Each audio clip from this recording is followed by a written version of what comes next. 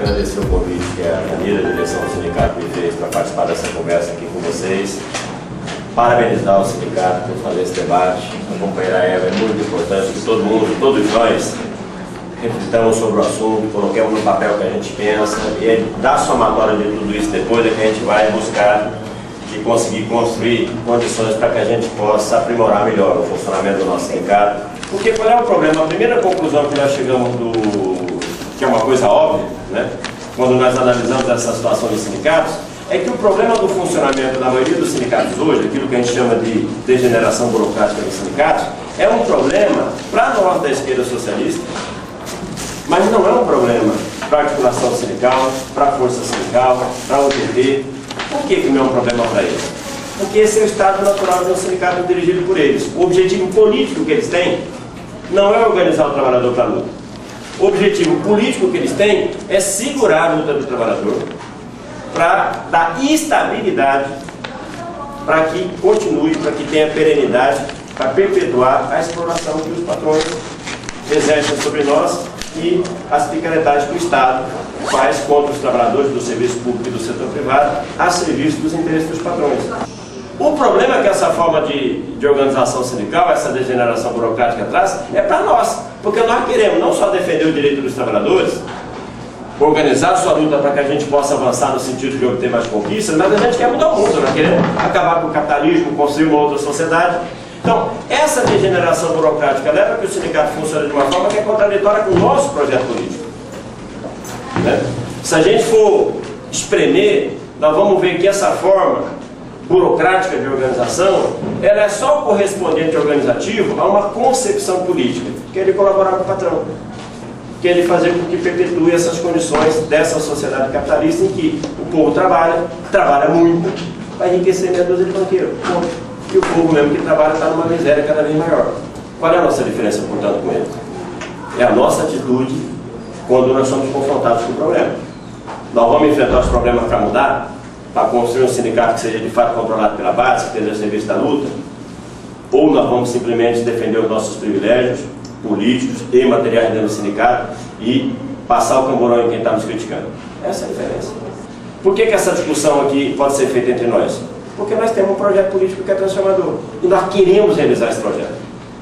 Dá para fazer essa discussão com o povo da articulação? Não dá. Eles não têm um objetivo de mudar o mundo, de enfrentar o patrão. Muito pelo contrário. O objetivo que eles têm hoje, essencialmente, é manter os privilégios que eles têm. Então, obviamente, essa discussão aqui não cabe. Bom, dito isso, companheiros e companheiras, eu queria começar dizendo que o conceito que a gente trabalha para essa discussão do problema da burocratização tem a ver com essa última coisa que eu falei para vocês. Ou seja, há um processo de degeneração burocrática dos sindicatos no Brasil. Depois nós vamos ver a origem, vem de há muito tempo, né?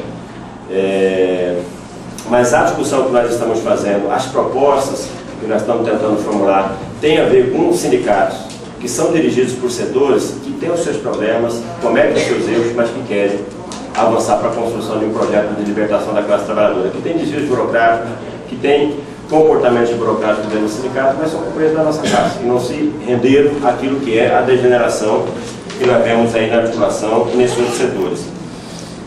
É isso que quando eu falo de burocratização dos sindicatos, eu falo isso, para desvios, problemas, alguns graves. Depois eu vou dar alguns exemplos para vocês, que nós enfrentamos todos os sindicatos nossos, gravíssimos, né? Mas são problemas que podem ser enfrentados, podem ser superados na medida que haja uma disposição, né, de quem dirige politicamente o processo de fazer essa superação. Só para dar um exemplo para vocês, quando nós começamos esse debate no Sindicato de Metalúrgicos de São José dos Campos, que é um dos principais sindicatos que a gente dirige, é parte das prioridades fundamentais nossas que tem a ver com a classe operária, nós fizemos um ano de discussão antes de começar a tomar medidas no sindicato. Foi uma discussão muito bonita, envolveu a categoria, pelo menos uma parcela dela, que é uma dificuldade grande, mas depois tomamos uma medida. Nós botamos para fora do sindicato 8 companheiros. Desses 8 companheiros, 3 eram militantes do PSTU. Um deles, que era militante do PSTU, foi expulso do sindicato porque estava roubando o sindicato. Então, problemas existem muitos. Se há disposição de enfrentar, por mais que pareça uma loucura, se consegue enfrentar, se supera, a categoria entende, apoia, né?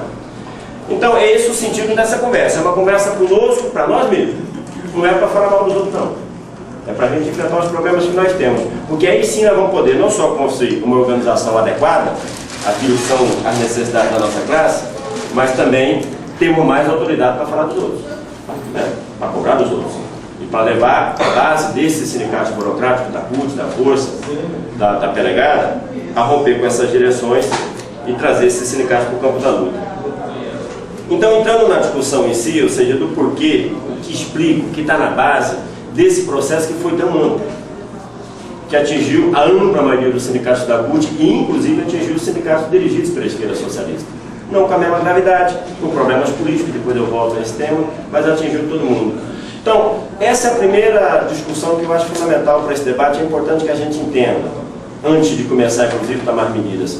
Há razões objetivas que têm a ver com a realidade exterior a nós, a realidade externa, a situação em que a gente atua, que leva a que se estabeleça uma tendência que empurra os sindicatos para esse rumo, ao afastamento da categoria e ao funcionamento que não tem nada a ver com os interesses da categoria, e faz a mesma coisa com os dirigentes. Transforma o sindicato, a tendência é transformar o sindicato numa instituição que funciona na base da colaboração com o Estado e com os patrões, e transforma o dirigente sindical no agente do Estado para poder administrar o conflito de trabalho. Isso não é uma coisa que ocorre por acaso, companheiros e companheiras. Há duas razões, na nossa opinião, que levam a isso. Uma razão é mais geral. Uma razão tem a ver com a época que nós vivemos. Aquilo que o Lenin chamou de época imperialista, do capitalismo, tem a ver com a degeneração dessa sociedade, né?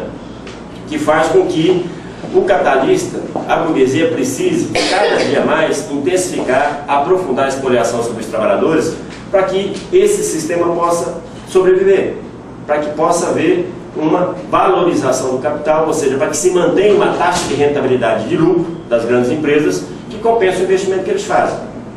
Nessa fase da sociedade capitalista, em que o mercado mundial já está ocupado, há uma disputa monumental entre os grandes monopólios para botar cada vez mais produto no mercado e vender essa mercadoria para obter o seu lucro. O problema é que isso implica numa busca crescente, permanente, de diminuição dos custos da mercadoria para que ele possa obter mais lucro, que se faz através da disputa entre eles, mas se faz também em grande medida com a diminuição do custo do trabalho. E no processo, em particular no período de globalização que nós vivemos, a força que o capitalista tem para impor sua vontade sobre os trabalhadores é muito maior do que tinha no começo do capitalismo. Na época da chamada livre concorrência entre os capitalistas, em que havia inclusive crescimento das condições de vida, melhoria das condições de vida da classe trabalhadora. Na medida que o capitalismo se concentra, se centraliza nos grandes monopólios internacionais, que a produção se dá globalmente, que o mercado, o chamado comércio, se dá também globalmente, a força que esses monopólios adquirem para obrigar o trabalhador a aceitar suas condições é muito maior do que era antes. Vocês devem ver no jornal, todo dia, aí, as brigas que nós temos com as empresas no setor privado. O cara chega hoje para o sindicato e fala o seguinte: meu amigo, é o seguinte, tem que reduzir aqui a grade de salário, tem que eliminar esse benefício, mais aquele benefício, e olha, você quer, bem, não quer, eu fecho essa merda aqui e abro lá na China, que é bem mais barato. Abro lá na Índia.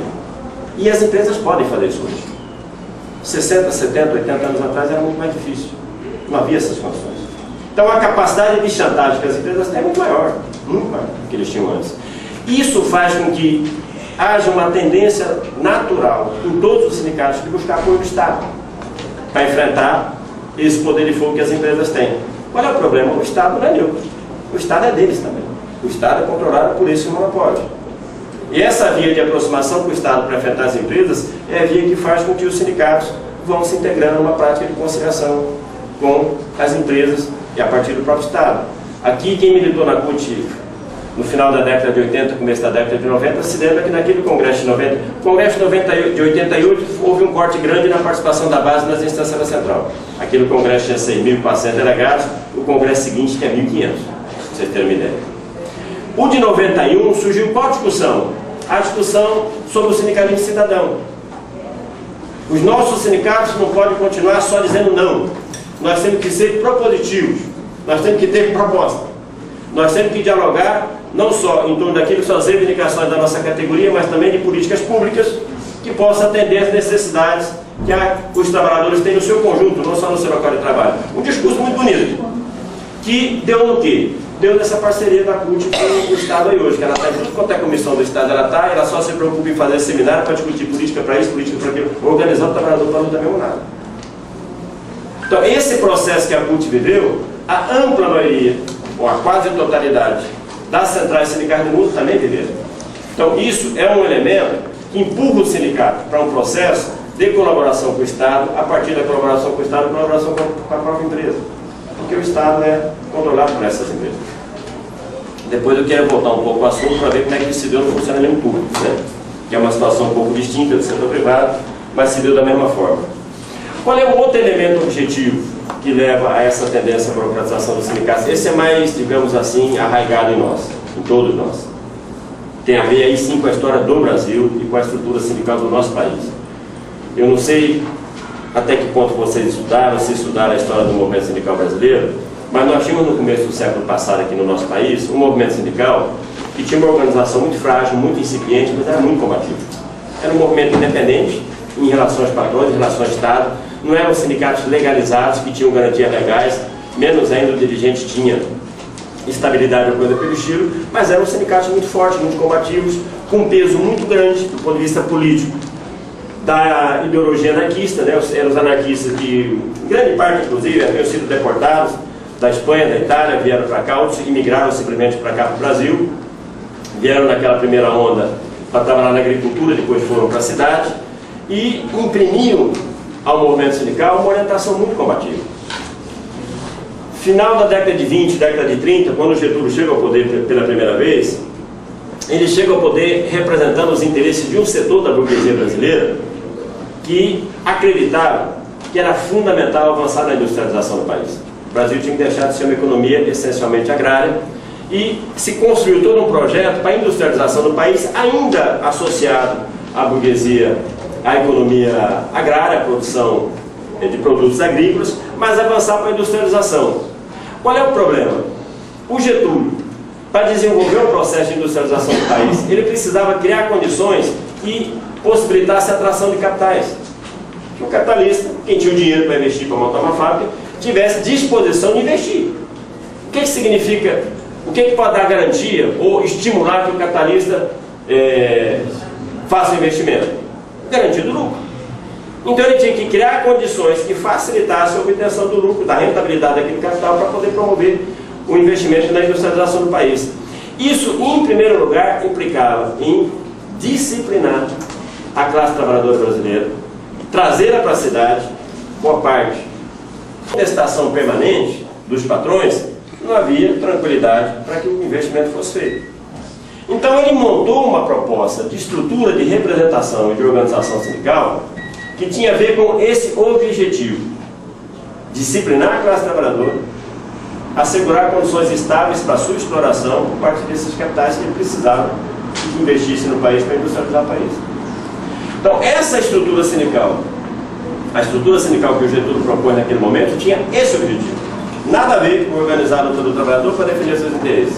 Tinha a ver com a necessidade da burguesia naquele momento de ter organização, disciplina e estabilidade em termos de luta de classe no país. E ele construiu um sistema muito bem construído. Aqui, reconhecer que o Getúlio era um quadro bastante bem preparado para a tarefa que ele estava. Uma parte dessa discussão, os companheiros e as companheiras que puderam ler o livro, eu recuo algumas citações de uma tese, se vocês puderem ler, vale a pena. Eu não sei se esse livro existe ainda em livraria. Tem uma moça, uma senhora já, né? Ela é professora da USP hoje, ela foi, eu acho que a primeira diretora técnica, uma coisa assim, do DIESE, na década, sei lá, de 50, alguma coisa assim. Ela chama Luiz Helena Martins, é o nome dela. Ela escreveu uma tese, depois foi transformada em livro, em que ela descreve esse processo. Então, ela bota declarações do Getúlio Vargas, do ministro do Trabalho naquela época, das autoridades, dos deputados, quando discutiam as leis que constituíram esse sistema de representação sindical, em que eles dizem com todas as letras. Aqui, porque havia um setor da patronal que não queria nada. Queria a terra arrasada. Deixa, se o trabalhador se mobilizar, a polícia em cima. E eles argumentavam contra esse setor da burguesia que essa era uma forma burra de tentar explorar o trabalhador. O melhor era organizar, cooptar, assegurar uma estabilidade, ainda que fosse necessário fazer uma concessão pequena. Porque era uma coisa mais permanente e possibilitaria, no estratégico, um ganho muito maior para a burguesia. Uma boa parte das leis que depois vieram compor a CLT tem a ver com esse processo. Não é que foram presentes do Getúlio. Elas têm a ver com o processo, os 30 anos de luta que houve no começo do século passado. Mas é uma concessão que é dada em função da luta, mas ao mesmo tempo ela é utilizada para tentar amortecer o trabalhador. Amortecer e acabar com aquele processo de luta que estava. Bom, essa foi a intenção do governo. O problema é convencer os trabalhadores. E foi um processo muito rico, que a gente conhece um pouco a história do nosso país. Mas de 1930 a 1935, o governo fez uma tentativa, pelo bem, no amor, como dizia o Gilmar Carneiro da CUT, que é de fazer essa transferência da representação do movimento sindical independente que tinha para essa estrutura oficial, que tinha um monte de benefícios. O dirigente do sindicato tinha estabilidade, o sindicato era reconhecido, podia pedir e acionar o Ministério do Trabalho, né? Depois veio a Justiça do Trabalho. Teve, nesse período, leis que asseguravam o direito dos trabalhadores que só valia para o trabalhador que era representado pelo sindicato oficial. Quem estava fora do sindicato oficial não tinha aquele direito. Então houve toda uma tentativa de cooptação a partir do debate e do envolvimento, né? De 30 a 35, 25% do sindicato do país aceitaram se enquadrar e se registrar no Ministério do Trabalho. 75% não aceitaram. Vê como é que é as coisas. As pessoas tinham instinto. Bom, aí veio a antecipação do Estado Novo. Na verdade, o Estado Novo para a classe trabalhadora brasileira começou em 35. A pancadaria, se assassinou muitos dirigentes, deportou centenas de dirigentes, arrebentaram na pancada. O que havia de movimento sindical independente. O PC, naquele momento, girou para aceitar o enquadramento no Ministério do Trabalho. Era a organização de esquerda mais forte que nós tínhamos no país naquele momento, e o governo conseguiu impor essa estrutura. Então, essa estrutura, companheiros e companheiras, qual é o problema? Essencialmente, é a mesma que existe hoje. Não há nenhuma mudança importante nela, desde a década de 30 até agora. É uma estrutura montada para quê? Para impedir a luta de classes, para impedir a luta dos trabalhadores, disciplinar e estabilizar a força de trabalho para poder garantir rentabilidade certa para o capital. É com esse objetivo político que essa estrutura foi construída. E qual é o problema? Não houve mudança de lá para cá. Essencialmente não houve uma mudança. Porque quais são os atributos que essa estrutura tem para que ela pudesse cumprir esse papel? Primeiro, o sindicato foi separado dos trabalhadores. Ele passou a ser uma instituição, a parte dos trabalhadores. A direção do sindicato passou a ter garantia de emprego, acesso ao Ministério do Trabalho, Justiça do Trabalho, acesso a recursos, independentemente da vontade dos trabalhadores, para financiar as suas atividades, vem o sindical, né? E, fundamentalmente, poder de negociar e contratar com os empresários e com o governo em nome dos trabalhadores, bastando para isso ganhar a eleição e ser instituída na posse da direção do sindicato. Então foi atribuído à instituição sindicato um conjunto de poderes que antes só os trabalhadores podiam dar. Esses poderes passaram a ser dados pelo Estado. Eu registrei meu sindicato no Ministério do Trabalho, eu passo a ter esses poderes aqui. Quem concedia esse poder para a direção do sindicato? O ministro do Trabalho, que assinava a carta sindical. E ainda tinha um poder de, se aquela diretoria do sindicato pisasse fora da linha, começasse a se meter em política, o ministro dava uma canetada, afastava aquela diretoria e botava outra. É um sindicato do Estado, para ajudar o Estado a controlar os trabalhadores. Então, para isso o Estado assegurou a essas entidades, e particularmente aos seus dirigentes, um conjunto de atribuições que permitia a esses dirigentes agir em plena autonomia em relação aos trabalhadores. Antes, o que eles falam, né? Eles falavam, o pessoal que estudou o movimento sindical no começo do século passado, falava que no começo do século, os trabalhadores dos sindicatos votavam com espécie. Sabe o que quer dizer isso? Olha que o sindicato engruviou ali, não está servindo mais, tem que atravessar a rua e fazer outro. Não está servindo para mim esse negócio, eu vou ali e faço outro. Hoje não dá mais para fazer isso. Porque o sindicato que me representa é aquele que o ministro do Trabalho chancelou o registro lá. Eu não posso sair e fazer outro. Mesmo que esse sindicato esteja atazanando a minha vida, entregando meu direito, esse é o meu sindicato. Então, essa mudança, esse poder que foi concentrado na entidade, particularmente na mão do dirigente, tinha esse objetivo. A partir daí o Estado teve política, não só de financiar a revelia dos trabalhadores, que é o imposto sindical, que é a tomada de todo mundo, mas também de cooptar. Aí entra a política. Porque o dirigente é retirado do local do trabalho, né? Ele passa a ter poder, passa a ter uma vida diferente daqueles que trabalhavam no local de trabalho dele, que está o tempo todo liberado. Ele passa a ter poder de conversar com o delegado do trabalho, com a justiça do trabalho, com os patrões, né? E ele, na conversa com o patrão, pode resolver um problema da sua categoria, mas ele também pode resolver o problema do patrão. Pode? Para resolver o problema do patrão, o que o patrão fala? Rapaz, eu resolvo o teu problema. Esse é o mecanismo através do qual se destruiu todo esse povo que está aí, companheiros.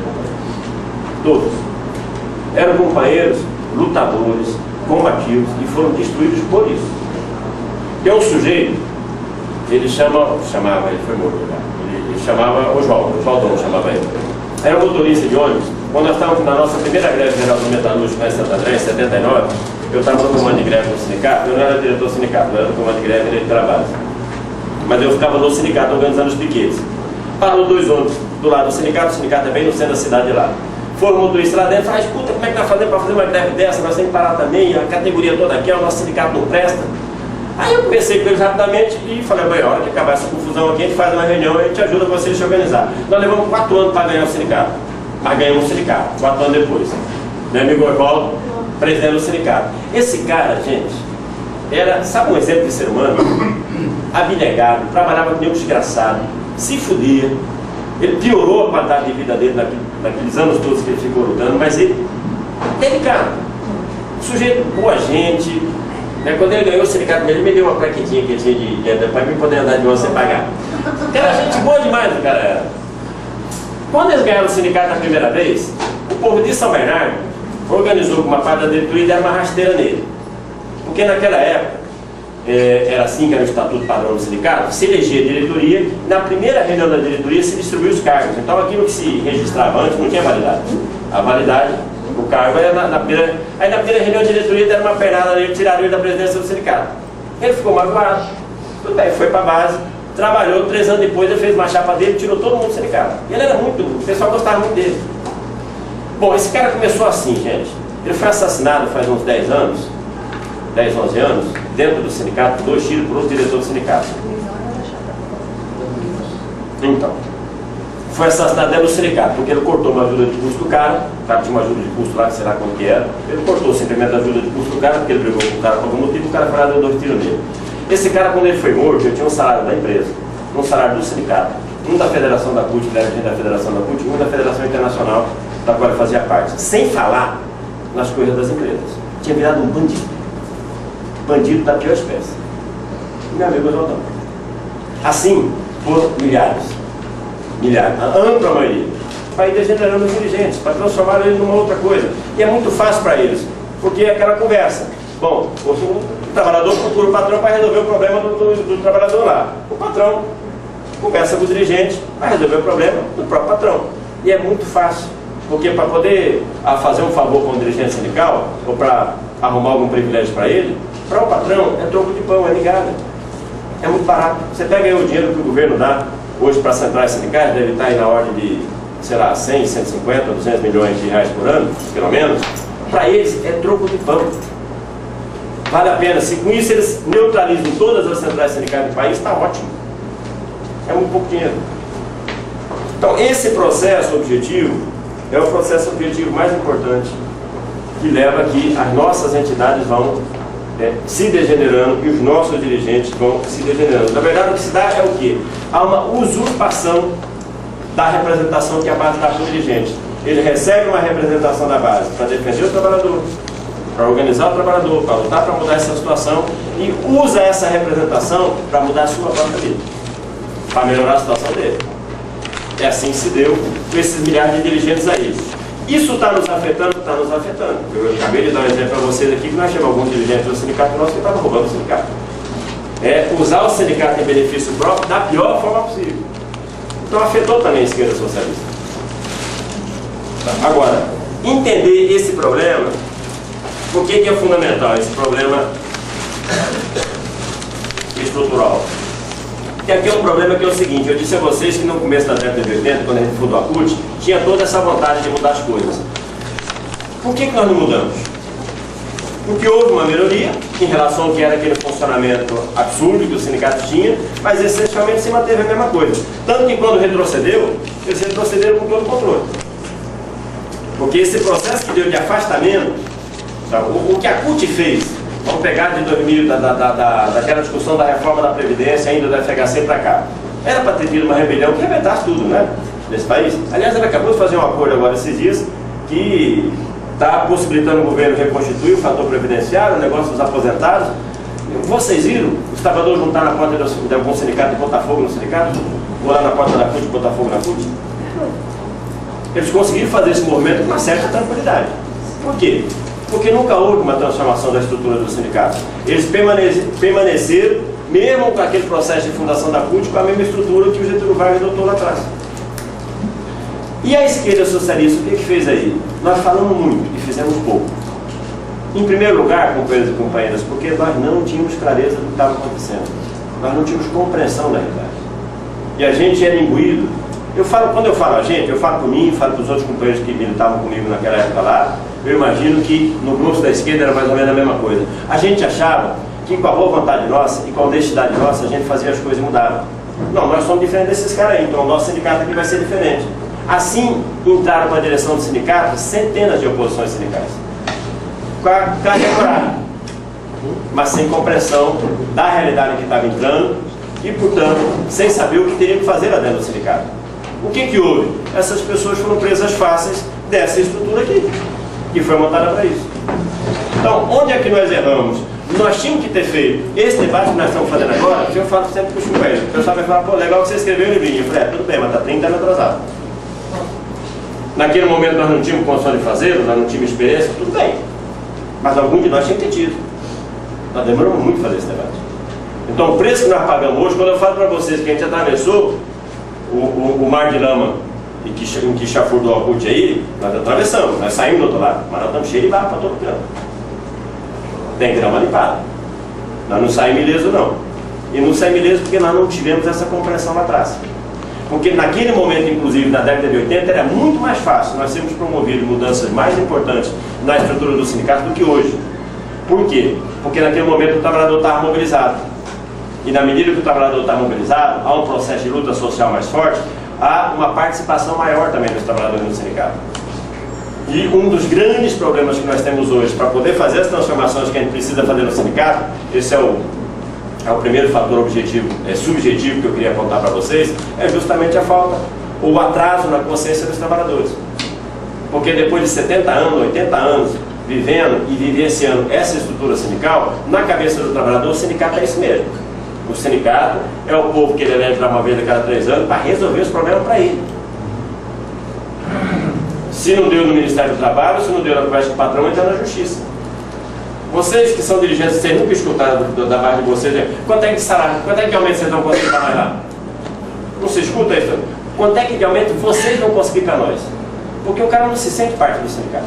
O sindicato é quem? É aquela diretoria lá, que foi constituída legalmente. Então, o trabalhador incorporou na consciência dele aquilo que o Getúlio Vargas definiu que devia ser o sindicato. Então, quando a gente chama o cara, onde é que a gente perdeu oportunidades grandes naquele momento? A gente, como não tinha clareza das coisas, você chamava o cara. Não, vamos lá fazer as coisas. Você chamava uma vez, a oposição entra na direção do sindicato animado. Eu vou organizar a comissão de fábrica em todas as fábricas.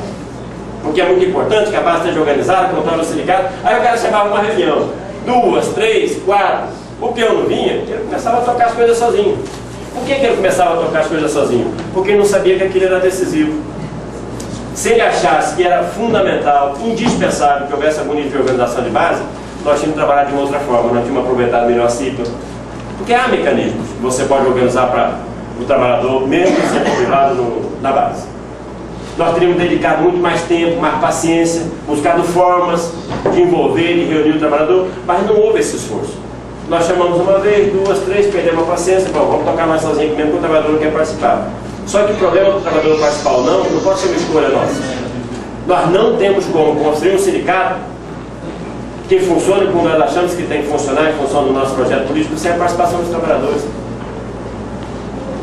Eu falei para vocês no começo de que essa forma burocrática de funcionamento do sindicato, ela corresponde a uma concepção política que é de fazer a colaboração com o patrão e com o governo, é manter a exploração sobre os trabalhadores.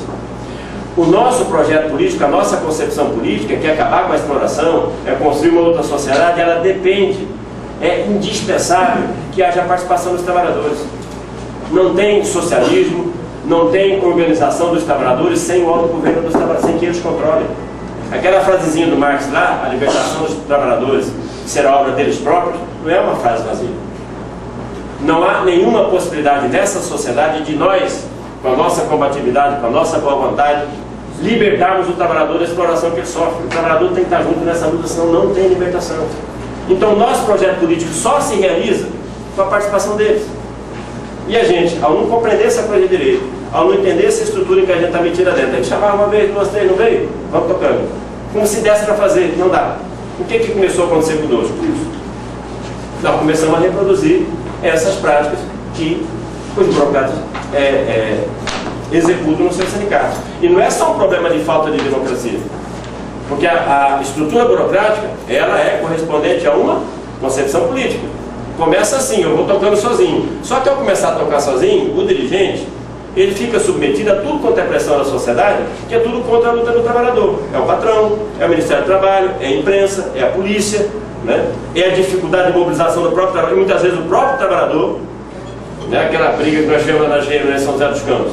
A empresa chegou para o sindicato e falou o seguinte: olha, eu quero contratar 600 caras, mas tem que introduzir uma segunda grade de salário, ou seja, reduzir o salário do povo que fosse contratado, né?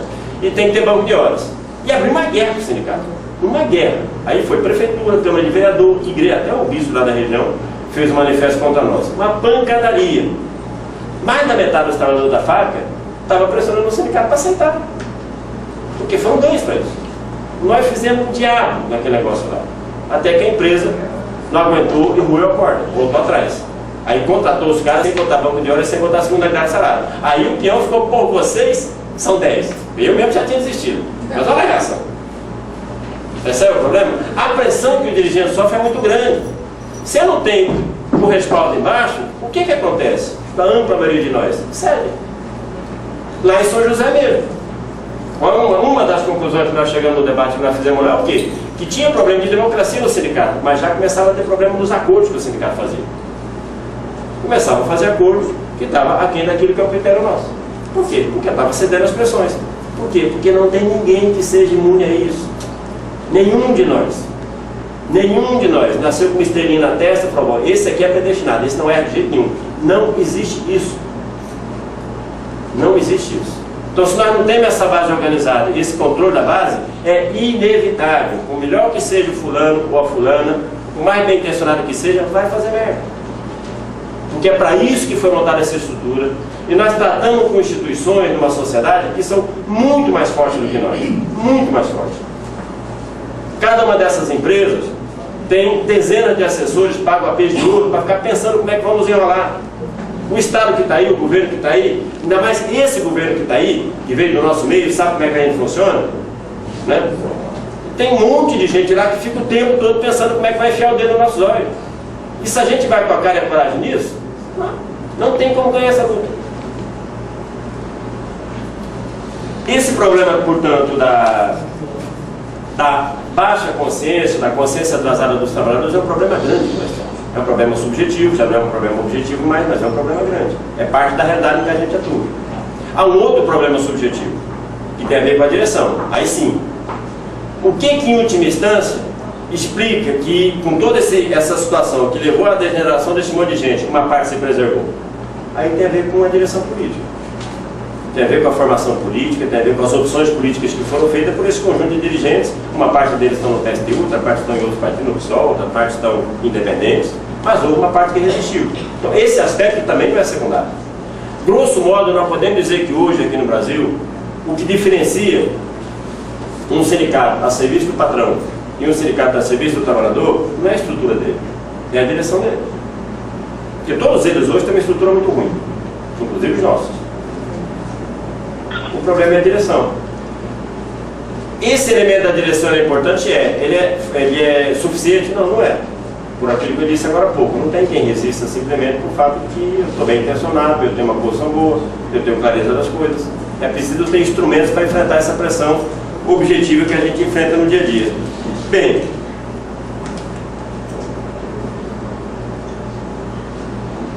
Se esse é o quadro, companheiros e companheiras, qual é a discussão a partir da identificação desses problemas? Que discussão que nós fizemos?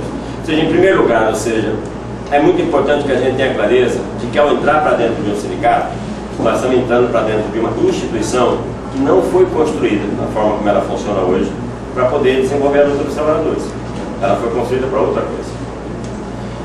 Nós estamos entrando para dentro de uma instituição que funciona assim e a nossa classe, a nossa base, acha que é assim que ela tem que funcionar.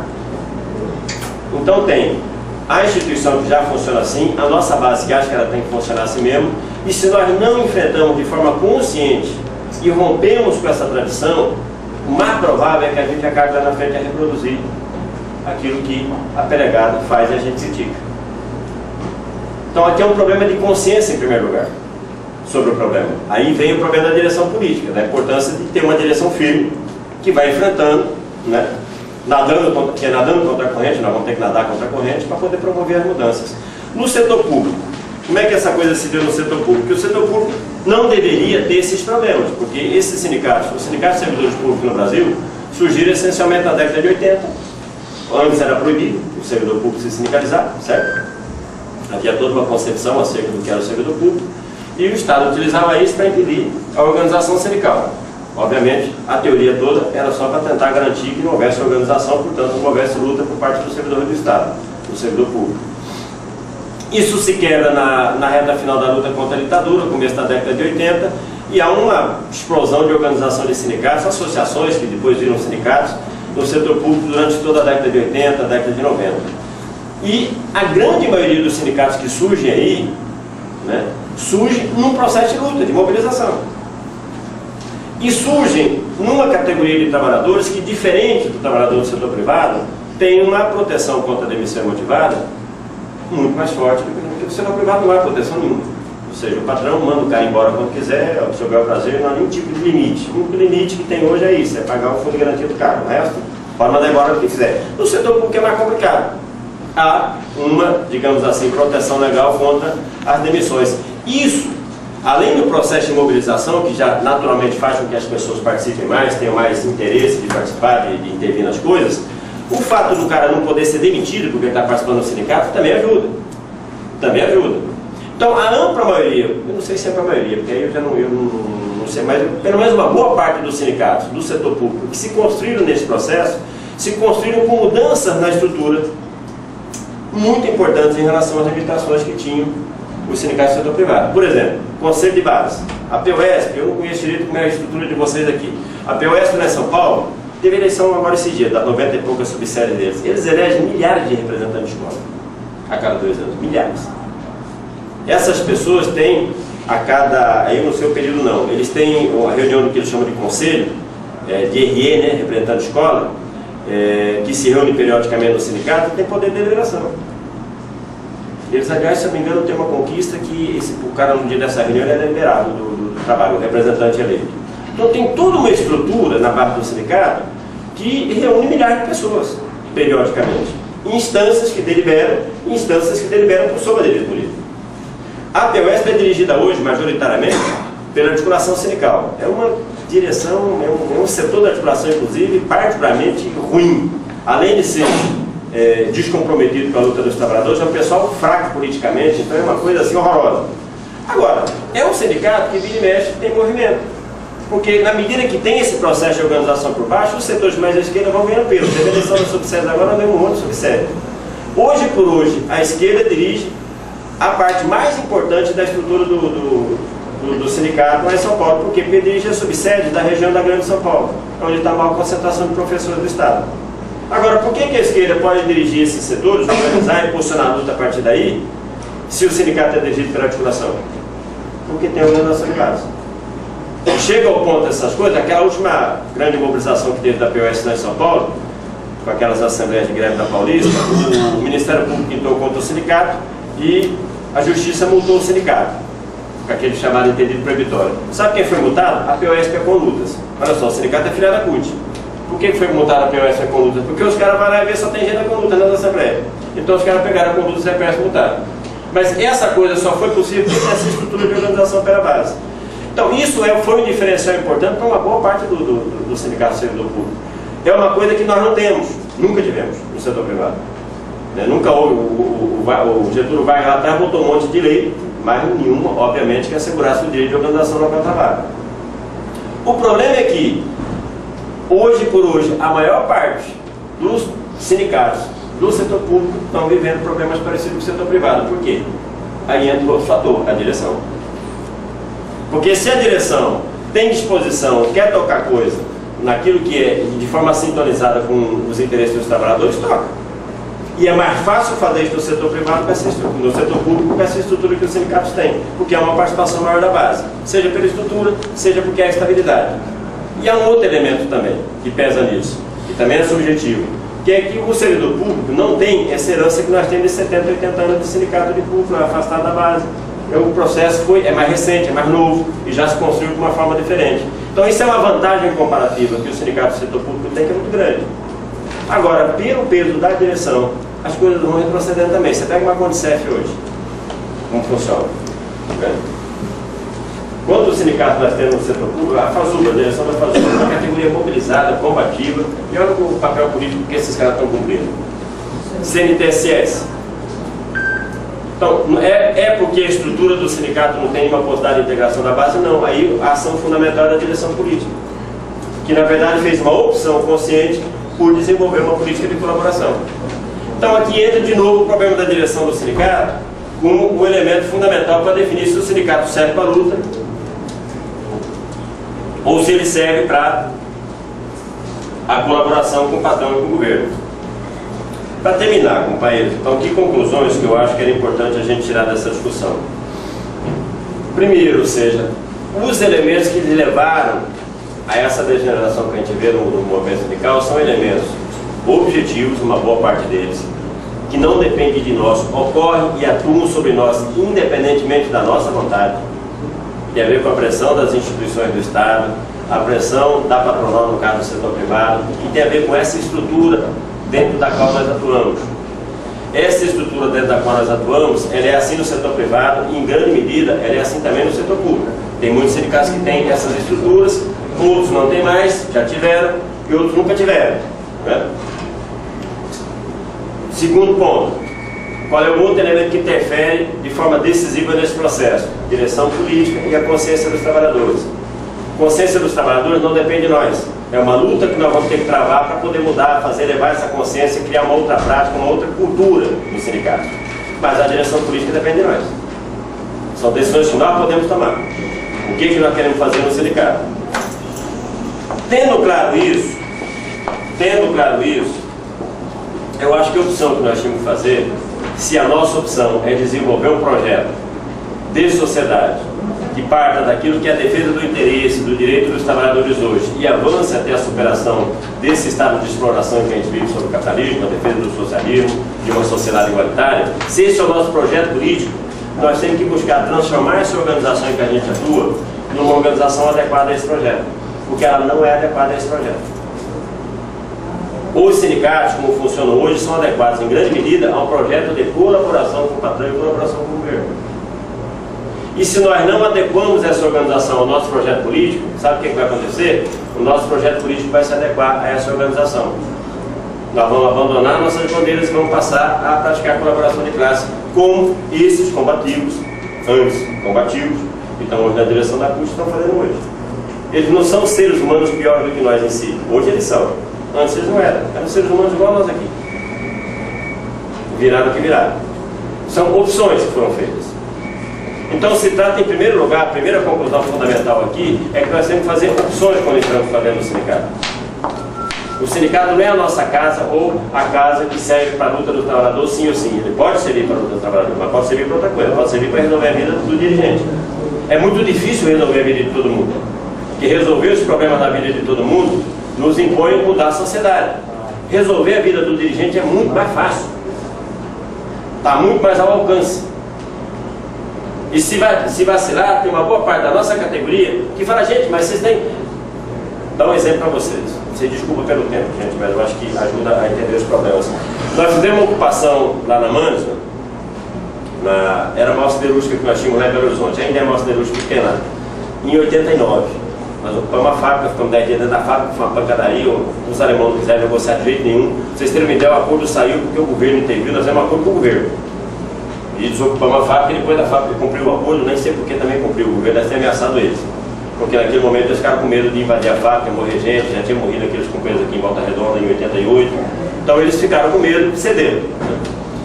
Nós saímos daquilo ali com uma camada de ativistas dentro da fábrica, que era uma coisa que valia ouro. Ouro. Gente muito boa. Teve uma eleição do sindicato 6 meses depois. 8 desses companheiros entraram na direção do sindicato e tinha um chamado Toninho. Na véspera, quando estava chegando perto da eleição, eu fui falar com ele o negócio da chapa, tudo, ele falou, não, tudo bem, top. Ele me perguntou, escuta, mas você lá no sindicato tem um salário a mais, não tem? Eu falei, não, cara, não tem não, ué. A gente só recebe o salário, quem está na fábrica recebendo o salário da fábrica, recebe o salário da fábrica. Se por algum acaso o cara foi botado para fora e ficou sem salário, o sindicato paga o salário que eu entreguei na fábrica, mas não tem o salário não. Mas não tem muita importância para aquilo. Tudo bem, passou. Ele entrou na chapa, teve eleição, ganhou o sindicato, primeira reunião da diretoria. Ele se inscreveu e fez a mesma pergunta. Mas não tem um salário a mais para o diretor do sindicato? Aí eu fiquei preocupado. Eu já tinha falado com o cara. Aí eu falei pro Giba, que estava coordenando a reunião, eu falei, Giba, eu já tinha falado para ele que não tem. Aí o Giba explicou para ele de novo o negócio. Passou 2 meses, ele vendeu o mandato à empresa. Pegou 3 anos de salário. Mais um ano de carência. Você pegou, foi melhor da vida. Esse cara, gente, é um puta ativista. Enfrentou, comeu pouco de amamassoura junto comigo 10 dias dentro da fábrica. E ele achava que a gente tinha um salário a mais. Não é que ele achava que estava errado.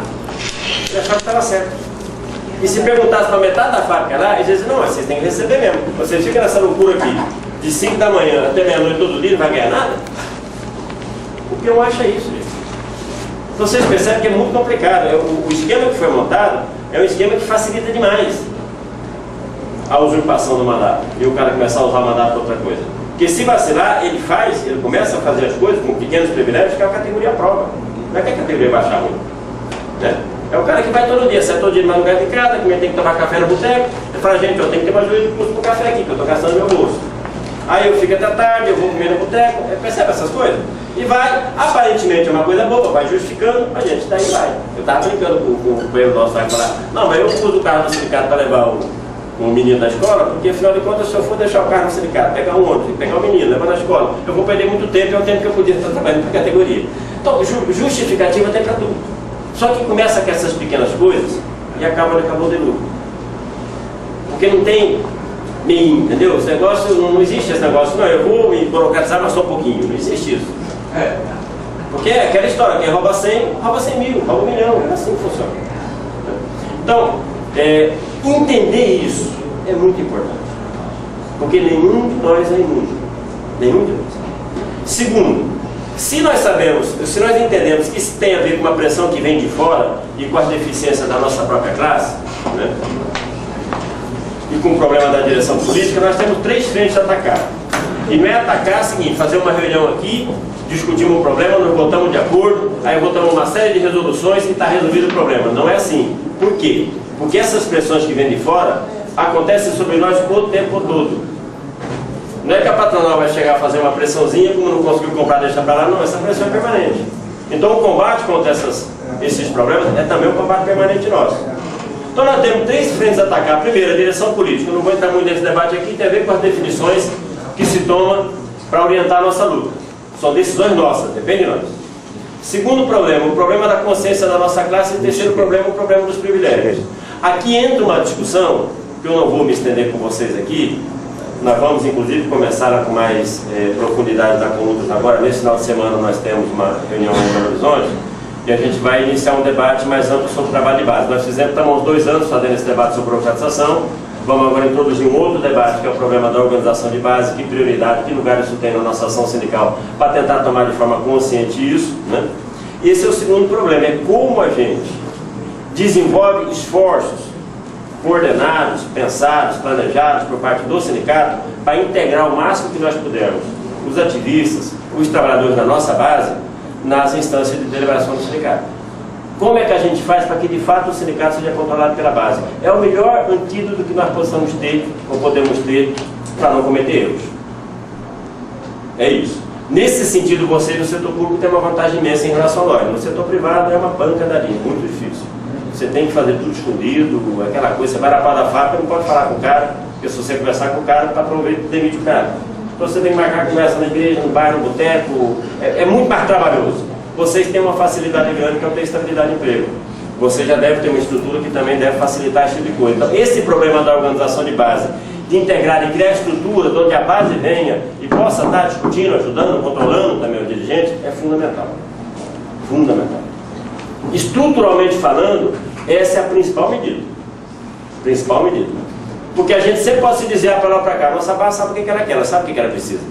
Então se ela está participando mais cotidianamente da vida do sindicato, tem acesso às informações, participa, discute, decide junto com vocês, é muito mais fácil. Muito mais fácil vocês se referenciarem naquilo que é o fundamental para a classe. A partir daí entra o outro, que é a direção política, que norte política dá para a luta, mas é uma responsabilidade nossa. Né? E o terceiro problema tem a ver, aí sim, com atacar os privilégios, e em particular nessa altura do debate, esse é um tema que não é secundário não. Eu não acho que a gente deva começar qualquer discussão em qualquer sindicato, já cortando o pescoço ali, o pescoço ali não. Não acho que é assim não. Nós pelo menos não fizemos assim em canto nenhum. Nós fizemos um grande debate lá em São José.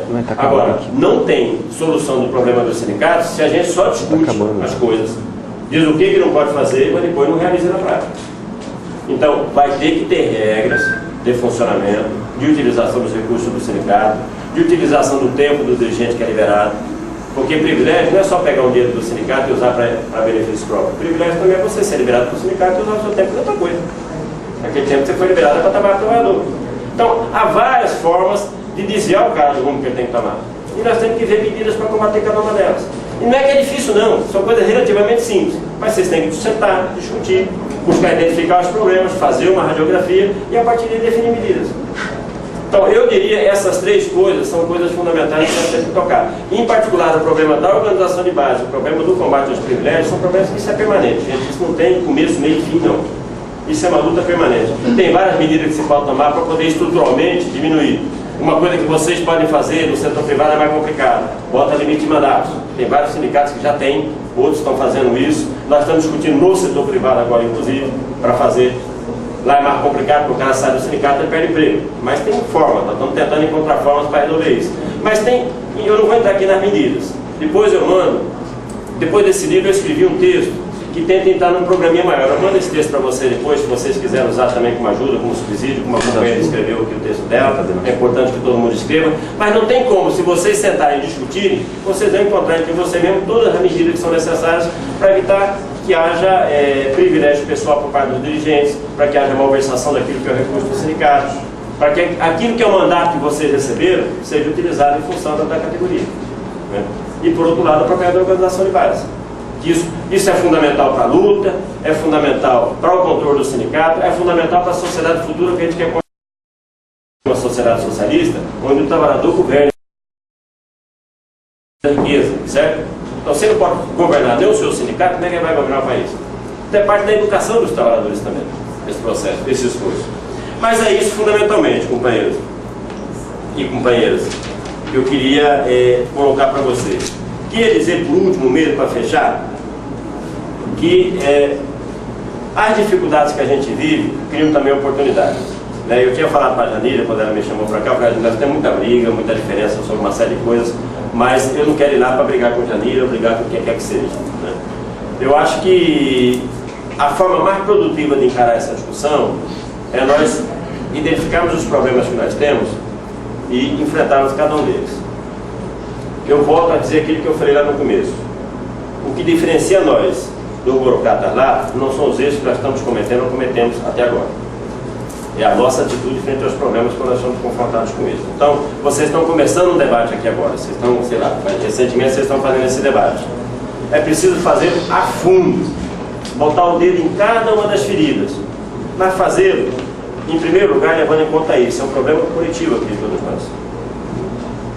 Nós não podemos começar a discussão condenando isso ou condenando aquilo. Mas a discussão, quando terminar, quando concluir, nós temos que tomar medidas. Contra quem quer que seja. Ou a favor de todo mundo. Ou a favor de todo mundo. Então, nesse sentido, as dificuldades que vocês estão enfrentando no sindicato é também uma grande oportunidade.